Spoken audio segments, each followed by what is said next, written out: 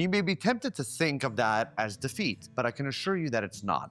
It's a grasp that in a given frame, the point is precisely that there is no point to be had.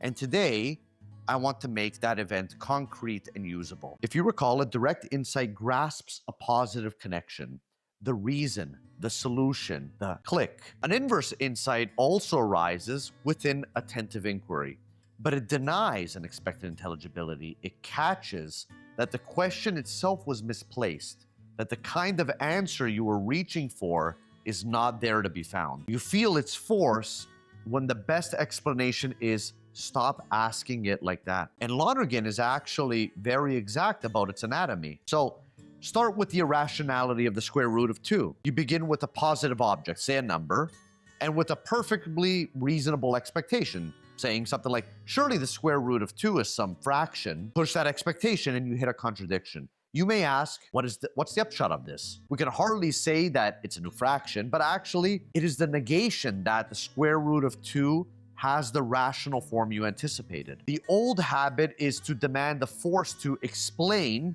continued straight line motion. Newton's first law denies that expectation within mechanics. The explanatory move is to say, the persistence of uniform motion is not to be explained by an additional push, and the scientific lesson is a refusal of a kind of explanation rather than a new push. But how do you tell when your situation calls for an inverse insight and not just more elbow grease, let's say? There are some reliable signs that are drawn from Lonergan's analysis and from practice. So first, your question presupposes a kind of intelligibility that never materializes no matter how you vary the image or the data. You keep adding detail, and the because you want just keeps evaporating. That friction can be diagnostic for sure, especially when your attempts increasingly feel like category mistakes.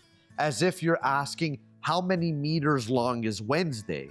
It doesn't make sense, right? You may be asking the wrong kind of why. It's a refusal to answer an ill-posed question so that a well-posed one can emerge. Inverse insight is an act of understanding that refuses an expected because, and by doing so, it removes an obstacle to real progress. It's a way intelligence stays honest about the world it meets.